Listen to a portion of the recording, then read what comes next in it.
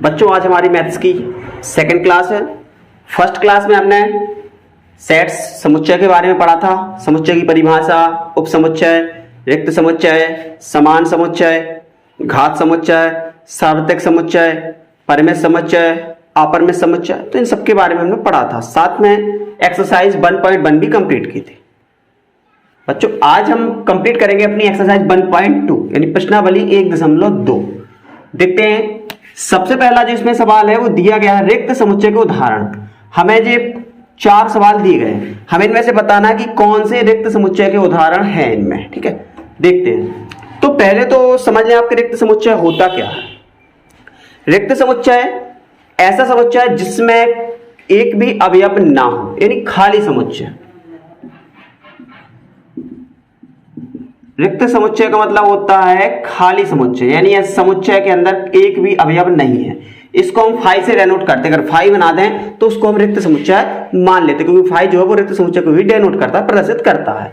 तो इसको अपन empty sets भी बोलते हैं। एम्प्टी सेट, तो एम्प्टी सेट क्या होता है? जिसके समुच्चय में, जिसके सेट में एक भी एलिमेंट अवेलेबल ना हो, यानी एक भी यदि अवयव उपस्थित नहीं है तो उसे हम रिक्त समुच्चय या एम्प्टी सेट कहते हैं। ठीक है, तो देखते हैं। सबसे पहला 2 से भाज्य विषम प्राक संख्या। दोस्तों विषम प्राक संख्या होती क्या है?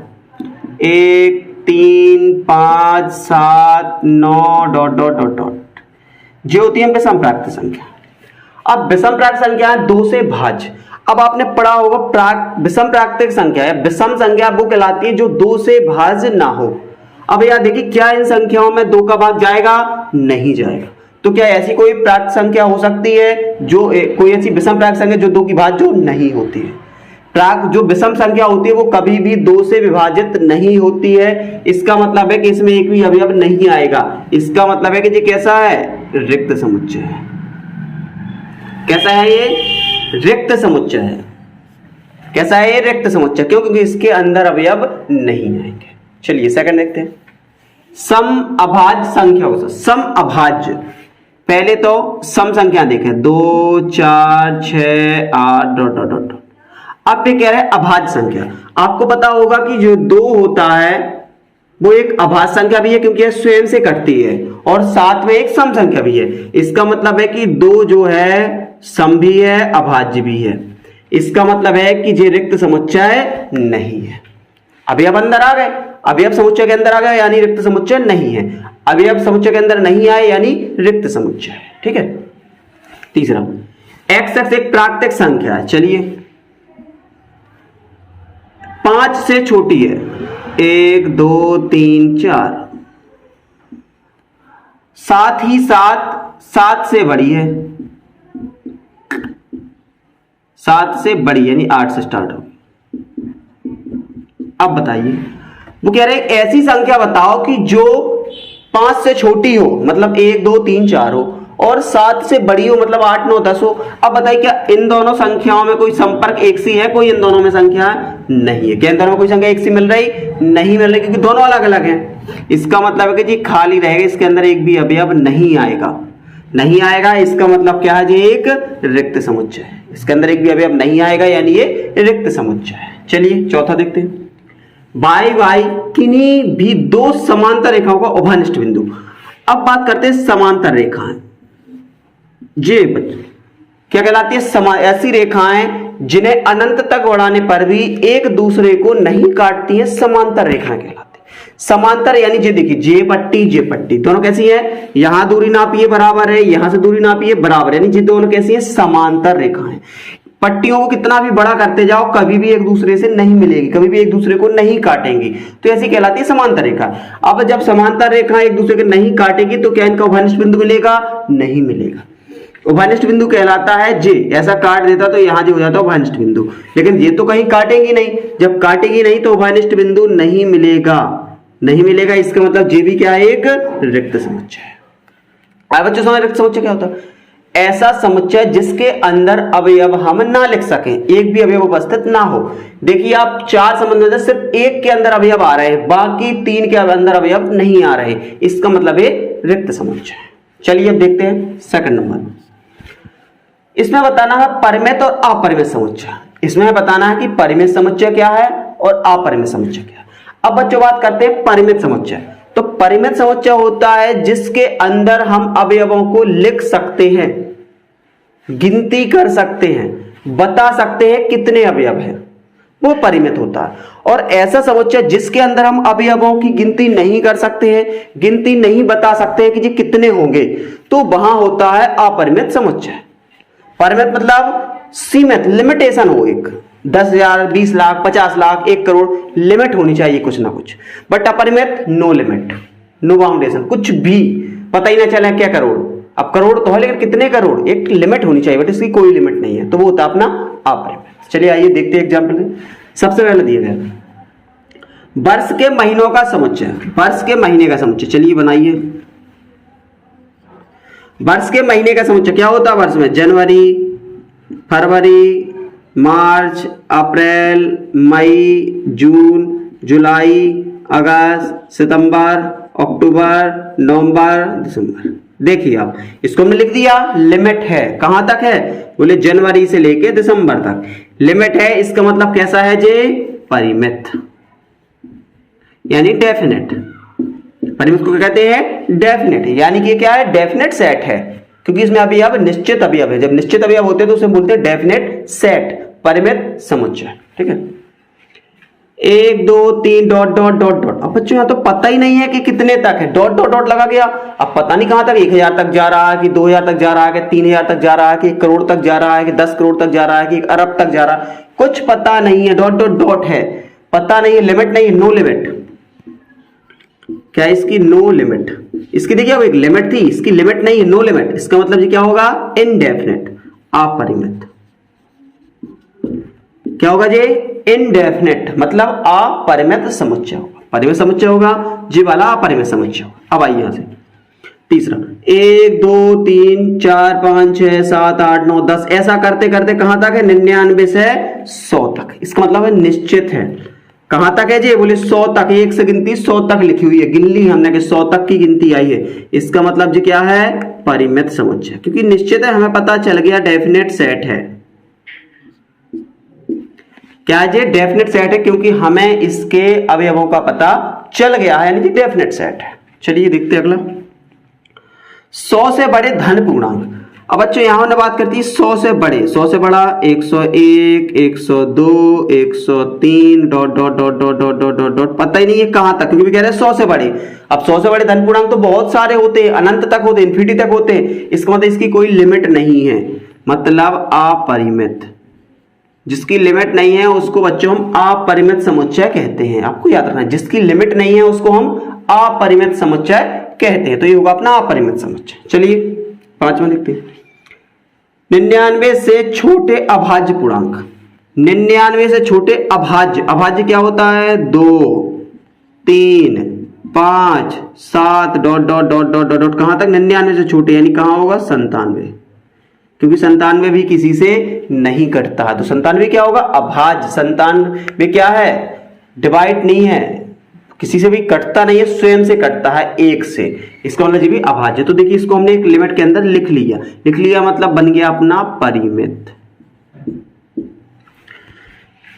ठीक है, तो इस तरीके से किया हमने सेकंड नंबर के साथ। अब देखिए थर्ड नंबर में, परिमित और अपरिमित समुच्चय। इसमें वही बताना है, परिमित और अपरिमित ही छांटना है, कौन से परिमित है कौन से अपरिमित है। चलिए फिर से देखते हैं, एक्स अक्ष के समांतर रेखाओं का समुच्चय। चलिए एक्स अक्ष पहले बनाते हैं, इस तरह से पढ़ा हुआ बच्चों अपना, जी एक्स अक्ष होता है, जी वाई अक्ष होता है। अब वो बात कह रहे हैं कि एक्स अक्ष के समांतर रेखा। चलिए एक्स अक्ष के समांतर, जे रेखा, जे रेखा, जे रेखा, जे रेखा, जे रेखा, जे रेखा। क्या बच्चों कोई लिमिट है? कितनी ही समांतर खींच सकते हैं हम एक्स अक्ष के, लो इस साइड भी खींचते, जे भी एक्स अक्ष होता है, लो इस साइड समांतर रेखा खींचते, कोई लिमिट नहीं है, चाहे हम जितनी सारी समांतर रेखा खींच सकते हैं। जब कोई लिमिट नहीं है इसका मतलब कैसा है जी? अपरिमित। जब कोई लिमिट नहीं है इसका मतलब कैसा है? अपरिमित, क्योंकि पता ही नहीं है, बहुत सारी रेखाएं खींच सकते हैं हम, इसका मतलब अपरिमित समुच्चय होगा। चलिए देखते हैं सेकंड, अंग्रेजी वर्णमाला के अक्षर। अंग्रेजी के वर्णमाला कितने हो दोस्तों? ABCDEFGH XYZ। पता है अंग्रेजी वर्णमाला में अक्षर कितने होते हैं? 26। ए से स्टार्ट होते हैं, जेड से खत्म होते हैं, यानी हमें पता है यानी क्या हो गया? परिमित हो गया, निश्चित है, क्योंकि हमें पता चल गया कि इसमें टोटल 26 अवयव है। ठीक है, उन संख्याओं का समुच्चय 5 के गुणज। चलिए बच्चों 5 के गुणज, 5 एकम 5, 5 दूनी 10, 5 ती 15, 5 चौके 20, 5 25 डॉट डॉट डॉट डॉट, पता ही नहीं कितने तक गुणक होंगे। 5 के कह दिया, पता नहीं कहां तक गुणक जाएंगे, क्लियर नहीं कहा उन्होंने, कह दिया 5 के गुणज तो लिखते ही चलो, बहुत सारे इन्फिनिटी तक आप परिमित, क्योंकि इन्फिनिटी तक चले जाएंगे 5 के गुणज। पृथ्वी पर रहने वाले जीव। अब बच्चों पृथ्वी पर रहने वाले जीव एक हिसाब से दोगे तो हम कहें नहीं, ये तो अनकाउंटेबल है, क्योंकि बहुत सारे हैं, लेकिन बच्चों ऐसा नहीं है, हम गिन सकते हैं, क्योंकि कोई निश्चित तो होंगे। जैसे मान लीजिए जनसंख्या देखी हमने भारत की 135 करोड़ हो रही है, तो अब 135 करोड़ बहुत बड़ा आंकड़ा है, लेकिन फिर भी काउंट किया गया है। ऐसी जानवर है, भले ही बहुत सारे हैं जानवर, कैसे पृथ्वी पर बहुत सारे जानवर हैं, लेकिन अगर हम गिनती करना चाहें तो कर सकते हैं, क्योंकि ये काउंटेबल है और एक लिमिट में होंगे। ऐसा नहीं है कि असीमित हैं, ऐसा नहीं होगा। एक संख्या, जो भी संख्या है, जो भी जीव जंतु, उनकी एक लिमिट है, एक संख्या है। मनुष्य, हम कहें पृथ्वी पर मनुष्य कितने हैं, तो बहुत सारे मनुष्य होंगे, लेकिन फिर भी उनको काउंट कर सकते हैं, बता सकते हैं। तो इसका मतलब ये क्या होगा? अपना परिमित समुच्चय होगा। चलिए मूल बिंदु 0 0 से होकर जाने वाले। अब आइए मूल बिंदु, चलिए जी बना हुआ है। अब जे इसका मूल बिंदु क्या है? यहाँ पर 0 0। अब बोले मूल बिंदु से होने जाने वाले वृत्त, मूल बिंदु से होकर जाने वाले वृत्त लीजिए जी, जाएंगे मूल बिंदु 0 0 से होकर जाने वाले वृत्त। चलिए देखिए, ऐसा वृत्त चला गया, ऐसा वृत्त चला जाएगा, ऐसा वृत्त चला जाएगा, ऐसा वृत्त चला जाएगा। मूल बिंदु से होकर जाने वाले बहुत सारे वृत्त बना सकते, कोई लिमिट नहीं है, बहुत छोटे, छोटा, बड़े से बड़ा, बहुत सारे वृत्त मूल बिंदु से जा रहा है। केंद्र पता ही, त्रिज्या पता ही नहीं कितनी त्रिज्या का वृत्त है। अगर त्रिज्या दे देंगे 5 सेंटीमीटर त्रिज्या का वृत्त, मूल बिंदु से होकर जाने वाले 5, तो थोड़ी सा फिक्स था, फिर भी 5 सेंटीमीटर त्रिज्या फिक्स थी कि 5 सेंटीमीटर, तो पता ही नहीं है मूल बिंदु से होकर जाना, पता नहीं कितनी त्रिज्या का वृत्त, तो बहुत सारे खींचेंगे, यानी ये भी क्या जाएगा? अपना अपरिमित में आ जाएगा।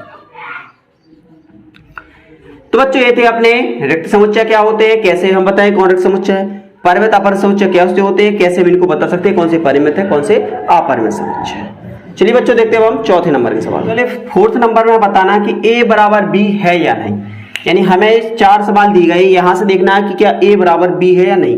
तो a बराबर b क्या होता है, तो हमने इसको बता दिया क्या कहलाते हैं? समान समुच्चय। कल हमने आपको इसकी परिभाषा समझाई थी। समान समुच्चय क्या होते हैं? वे समुच्चय जिनमें अवयव समान हो, समान समुच्चय कहलाते हैं। चलिए देखिए इसमें A B B C D D. देखिए आप दोनों में समान अवयव हैं और वही अवयव जो ए में है वही अवयव बी में है, मतलब दोनों में अवयव एक समान है। क्या लिख देंगे? ए बराबर बी। चलिए इसका आंसर क्या हो जाएगा? ए बराबर बी हो जाएगा।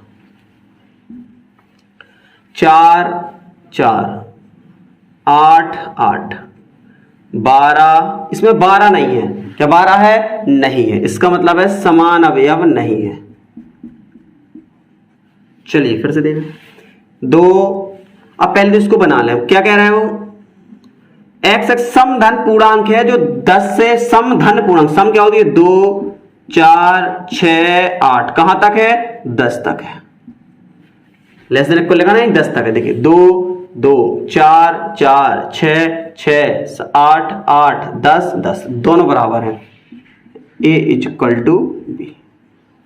चौथा a x x 10 का गुणज, 10 का गुणज मतलब 10 एकम 10, 10 दूनी 20, 10 ती 30, 10 चौके 40, 10 की गुणज है। अब यहां देखिए 10 10 सही है, लेकिन यहां आ गया 15 और यहां है 20। अब 15 तो 10 का गुणज हो ही नहीं सकता है, क्या होता? 10 दूनी 20, 10 ती 30, 10 15 तो होते ही नहीं है 10 के गुणज में। इसका मतलब है ये दोनों बराबर नहीं है, a is not equal to b। तो इस तरीके से हम बराबर दिखा सकते हैं, बराबर हैं या बराबर नहीं है। 10 उसमें है, ठीक है, यहाँ 20 है, लेकिन वहां 15 आ गया बीच में, यानी ये क्या था? 10 का गुणज था, लेकिन ये जो दिया गया है किसका गुणज है? 5 का। 5 दूनी 10, 15, 5 20, 55, 25, 5 31, इसका मतलब a is not equal to b हो जाएगा। ठीक है, अब पांचवा दिया गया है युग्मन समान है, यानी वही सेम जो इसमें पूछा a या b बराबर है, वही इसमें युग्मन लिख दिया। युग्मन यानी ये दोनों जोड़े आपस में बराबर है या नहीं है। चलिए देखते हैं, a 2 और 3 है, समीकरण x² प्लस 5x प्लस के 6। अब ये बताना है क्या ये दोनों बराबर है या नहीं है, तो पहले इसको हम सॉल्व कर लेते हैं। ठीक है, तो आपने पढ़ी हुई घनखंड भी थी, 3 दूना 6, 3x प्लस के 2x, कॉमन ले लेंगे x प्लस के 3, 2 कॉमन x प्लस के 3, x प्लस के 3 आ गया एक ब्रैकेट में आ गया x प्लस के 2, दोनों को 0 के इक्वल कर लेंगे तो आ जाएगा x माइनस 3 आ जाएगा x माइनस 2। देखिए यहाँ पर यानी इनका जो मान है समुच्चय में क्या है, माइनस के 2 है और माइनस के 3 है। चलिए, और यहाँ तो प्लस के हैं और यहाँ माइनस के, इसका मतलब है कि a is not equal to b, या यहाँ लिखते हैं। ठीक है, a b के बराबर, यानी ये युग्मन बराबर नहीं है। चलिए देखो, ठीक है, a x शब्द है फॉलो, चलिए फॉलो शब्द है, फॉलो से बना क्या बन जाएगा FOLW। क्यों? क्योंकि समुच्चय में हम पहले पढ़ चुके कोई भी वर्ण या अक्षर वस्तु 2 बार नहीं आती है, तो सही वर्णों को एक बार लिख देंगे। वोल्फ में देखें WOLF मिला, देखो F तो F, L तो L, O तो O, W तो W। अब यह बिल्कुल सेम है यानी a बराबर b, यानी युग्मन बराबर है। तो चलिए दूसरा युग्मन बराबर हो जाएगा, पहला युग्मन बराबर नहीं होगा। अब बात करते हैं 6वें नंबर की, समान समुच्चयों का चयन करना। अब छांटना कि कौन कौन समुच्चय है जो समान है। ठीक है, देखिए इसमें 2 4 8 12, किसी में और है 2 4 8 12, 2 4 8 12, 2 4 8 12 कहीं पे है नहीं है, 1 2 3 4, 1 2 3 4 कहीं और पे है, हाँ जी है, 3 1 4 2। ये देखिए बी और डी,